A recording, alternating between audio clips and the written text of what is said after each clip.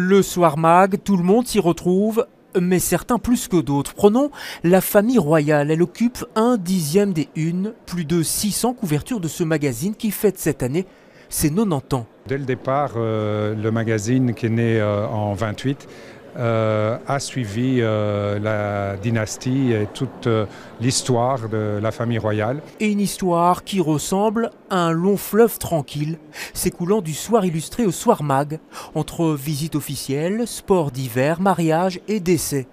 Un moment émouvant donc pour le souverain qui s'est déplacé ce matin pour voir l'expo, un peu comme on feuillette un album de famille au coin du feu.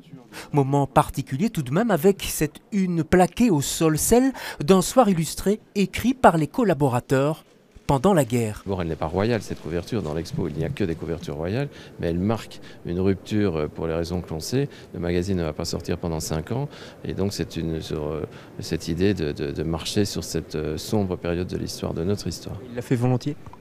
Oui, il a très bien compris. Oui, il n'y a pas eu aucune réticence. Non. Aucune réticence, et d'ailleurs pas de quoi fâcher le roi avec cette exposition. À peine quelques unes plus polémiques sur la réforme de la monarchie ou les dépenses du palais et encore. Il faut les chercher. La visite se conclut d'ailleurs sur le couple royal au Brésil, applaudissant les Diables Rouges lors d'un match contre la Russie et titré « La Belgique unie ».